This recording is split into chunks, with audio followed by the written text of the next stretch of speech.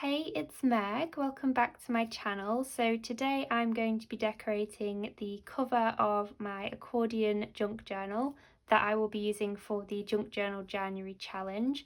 And if you'd like to get involved in that, I will leave all the information down below, the link to the prompts where you can download them and print them off as well if you would like to include them in your journal. So I wanted to decorate the cover because obviously cardboard isn't that fun. So what I thought I would do is get the journal the right way around, first of all. So what I thought I would do is decorate the front cover of this journal, and I've just picked out a few bits that I think I might want to use, and also some like ribbons and things, because I also want to add a bit of a closure to this journal as well, just to keep it kind of all in one place. So once I start using the journal, obviously it will get taller, like wider, and so I just want something to be able to close it without the traditional kind of binding to keep the journal together, because normally the journal would just kind of expand like this, whereas expanding like this means that we really need something to keep it in place. So I wanted to keep the cover quite simple,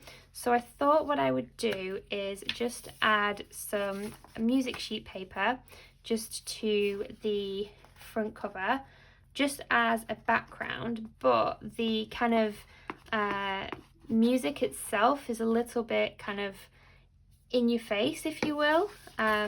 So I thought what I could do is dull it down a bit with some of this like sewing paper, like tissue paper, and I like this because it's got that really nice neutral tone to it. So I thought it would look quite nice. So I'm just going to put the music sheet this way round, just so that it doesn't detract from everything else that's going on, because if it's this way you're more likely to read the text. And so I am just going to trim this down here. And the nice thing about this being an accordion journal is that when I come to, you know, glue this section on, all I really need to do is kind of glue the whole thing, and it can just be part of the next page. It can just attach like that and there won't be any issues. So I can just attach it to the page as normal, add it to my cover, and then it will just fold. And I'm doing a terrible job of showing you this. There we go, you can see, so it will just fold, and then I will glue this section down here, so it can just kind of become part of the page, if you will. There's no kind of fiddling around with things there. You just need to glue that down, even though I'm fiddling around with this loads and trying to explain to you that basically you can just glue this straight to the page that's behind and then fold it like so, and then you don't need to worry about having like an exposed edge here. So I'm just going to do the same on the top here as well, and I'm just going to trim the corner so we get a nice edge, and then fold these bits in. And I am going to come in with something for the inside of this cover as well, so I'm not worried too much about cutting things kind of, you know, nice and neatly for now. I'm just going to add it in. So there, we can add it there, and then fold up at the top. So if you've made your accordion journal and you decide you want to change your cover, it's dead easy to just add on an extra piece of paper and make it look like it was supposed to be there this whole time. So there's just a simple way to add your cover. And so what I'm going to do is the exact same with this tissue paper. So I'm probably going to add my glue to the front of this first. And so you are still going to be able to see it, but it should just mute it slightly so that my focal point of the journal page will stand out a little bit more. And this should just help it to blend in a bit. And it's going a bit wrinkly, but honestly, I don't mind that. That's fine. So you can just see how it's kind of muted it down a little bit. And then I'm just going to do the exact same with this. And to be honest, I might just carry this piece all the way out into that page. And then that will act as a nice addition to that page whenever I come to it.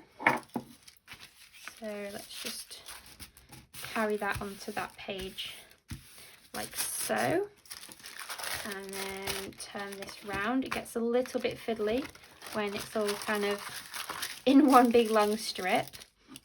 And then again, I might just do the whole thing and see how that looks. So you won't see the bit that's on this cardboard anyway, but this bit will add sort of a nice little element to the page there. I'm not sure if I want the whole of that section. Maybe I'll cut a little bit of that off like so. Maybe we'll just have a little bit peeking through. I might end up covering it up when I come to journal on it anyway, but it's nice just to have it there as an option if I would like to. So let's pull this in here, and it's tissue paper, so it's not kind of imposing too much anyway in my page. So we'll glue that, and then I'm just going to trim off some of this just so it's easier, because that's not going to stick to anything on the journal page or anything. You're not going to see this. So let me just trim this at an angle. Okay, so that looks really messy on the inside, but you can see on the outside how it's made a lovely base for us to work with. So all I could do is just come in maybe with some brown paper or some plain paper perhaps. See what I'm feeling. Maybe the brown, just as a contrast. I always tend to like fold things over and see if I like the brown. You know, I might go just for the plain, and then I can always add the brown on if I want to.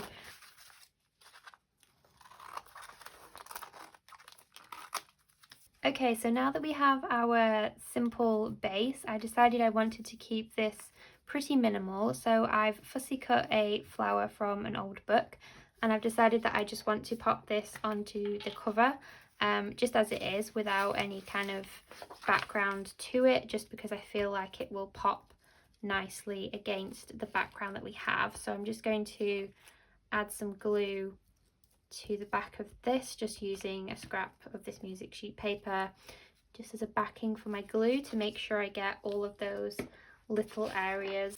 And then I have a tag that I want to include just underneath this, just so that I have somewhere to write like January or Junk Journal January on. So I'm just going to slot that underneath the flower, and then I think I might just do a little bit of stamping. So I have my favorite alphabet stamps here, and I'm always asked when I bring these out where these are from. So these are from a shop here in the UK that's called Hobbycraft. I have no idea if you can get these outside of the UK, but I'm sure there are lots of similar sets. It's just a basic stamp set with uppercase and lowercase letters.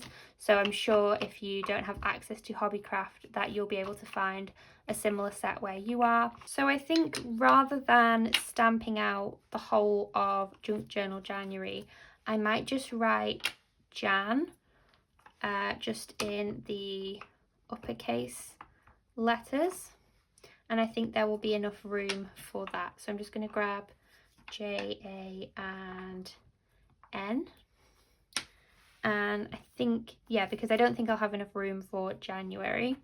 So rather than doing that embarrassing thing where you don't have enough room for things, I am just going to roll with it and just do Jan, which is enough for me to know what this journal is anyway. So J, A, and then N. So I have this beautiful MT washi tape that I got recently that might be nice just to add a little bit of perhaps here. You can't really see it, but that's fine. And then maybe some pink as well, because we've got a lot of pink going on with the flower. So just to bring that into other parts of the journal. So I think that's everything I want to do for the cover design itself. I have these ribbons that I want to use as closures. So I have either this pink one here, which I think looks nice, but I'm not sure if it's clashing too much with the other pink that we have on the journal. That might be quite nice. Or I have this just like plain cream one that I thought would be a nice neutral option as well. So yeah, and all I thought I could do with these was just sort of tie them around the journal just in like a bow or a loose knot, just to keep everything in place. So if you have like some ribbon or some string, you could use that just as a closure for your journal. So yeah, I'm not sure whether to use the cream ribbon or the pink, so let me know in the comments which one you think I should use if you have a preference. At one point I decided maybe I should use both, but that might be a bit overkill. But yeah, so that is my journal for the challenge. I hope you are looking forward to this month of creativity. Let me know if you are taking part. And don't forget, we also have the YouTube collaboration kind of party, if you will. I keep calling it a party. It kind of is for us journalers. So yeah, that will be happening January the 1st at 7 p.m. GMT. So you can head to my channel or any of the ladies that are taking part. We will all be posting our videos at the same time, and there will also be a playlist as well, so you can catch up with everyone's videos. So I hope you enjoyed making this cover with me today. I'm actually really pleased with how it's turned out, and I can't wait to start working in this journal. So I hope you have a wonderful rest of your day, and I will see you guys in the next one. Bye guys.